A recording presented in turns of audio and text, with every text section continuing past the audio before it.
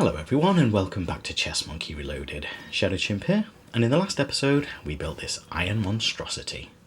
Don't get me wrong, it is a perfectly acceptable and working iron farm that the valley desperately needs. But boy is it ugly. One day it won't be.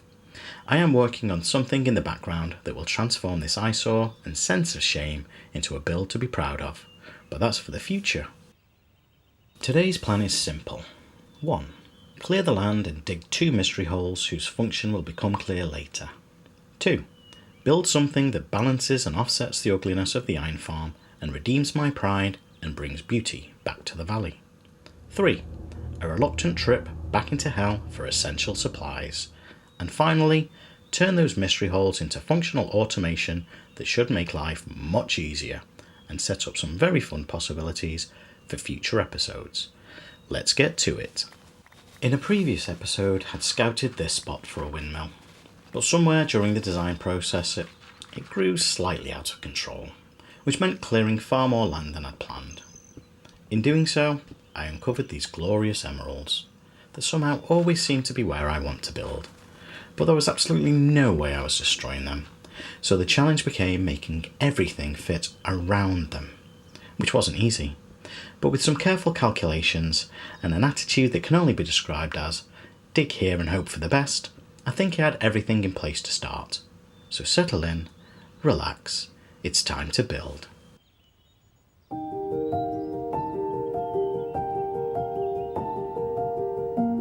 Putting this together made me realise I tend to skip over a lot of the design process and just show the finished result. If you'd be interested in seeing more of the planning, problem solving, and how these builds actually come together, let me know.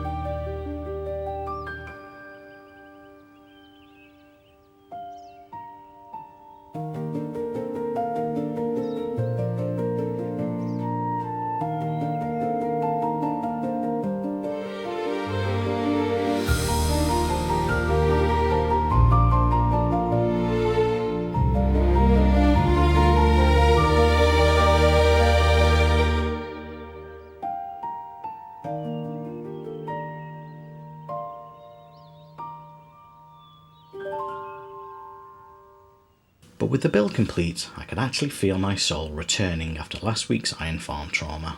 More importantly, it was time to harness the winds of the valley and use the windmill to power industry, which is where these mystery holes enter back into the equation.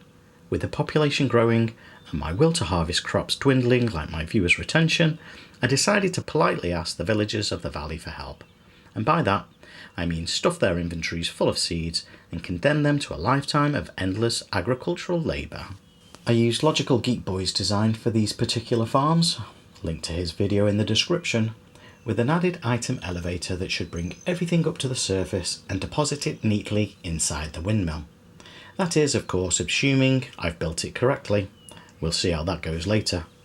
But for this particular item elevator, I need soul sand, which I don't have any of, which is now why I need to step back into hell and hopefully find some. Wish me luck. I decided to head in the opposite direction from my previous expeditions, and despite navigating from one death trap to another, it wasn't long before I found a tiny island of soul sand. I only needed 2 pieces. Naturally, I completely annihilated it and filled my inventory to the brim.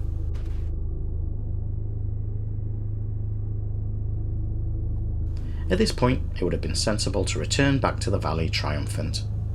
But when have I ever done anything sensible? So I carried on, and for reasons I still can't fully explain, became completely obsessed with finding a strider, which turned out to be far more difficult than I expected. Seeing this display of monumental stupidity, a Ghast took pity on me and launched me into a fiery death. I valiantly tried to deflect his missile and earn the return to sender achievement, but my skills were lacking, and the only thing that got returned was me, back to my respawn point.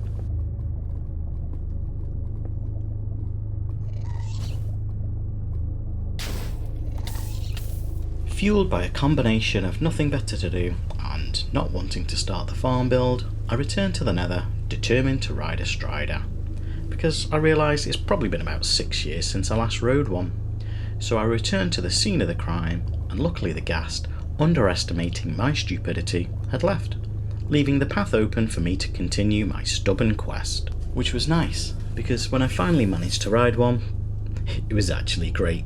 Crossing the lava became ridiculously easy. I accidentally picked up the achievement for visiting all the Nether biomes. And then I find this little guy, and accidentally adopted a ghost child and took him home to the valley to raise him properly.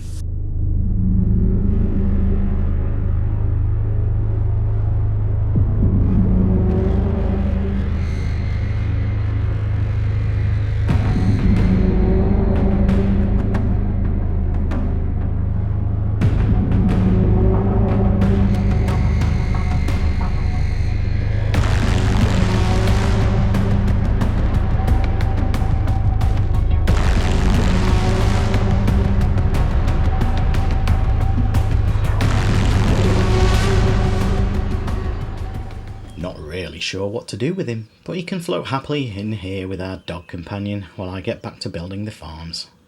I would ask you to name them, but we all know how that goes on this channel.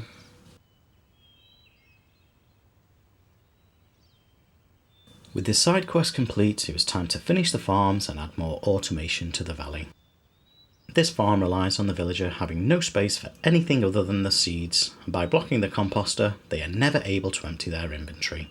So the wheat sits on top of the soil while the hopper minecart underneath sucks them all up and drops them off here.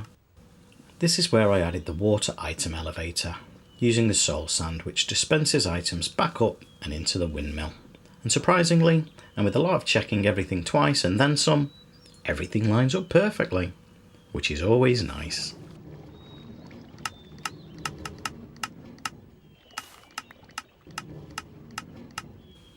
Let's take a closer look at what we built. This first area is the greenhouse, although, if I'm honest, it still feels a little unfinished. I definitely want to add more detail in here, but I'm torn between keeping it decorative or turning it into something functional, maybe even a bee farm, but I'm open to ideas. This is just a little walk-through area where I imagine horses and carts collecting supplies to deliver around the valley.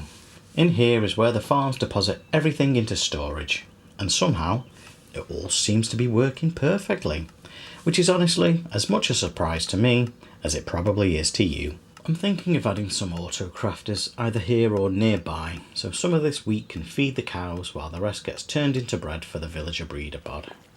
Up here there's space for a couple more farmers too, which could be the start of some villager trading. There's also a few other empty areas around the build that I'm honestly not entirely sure what to do with yet, so if you've got ideas, let me know. But with everything finally done, the time has come to harness the fabled winds of the valley and breathe life into this build.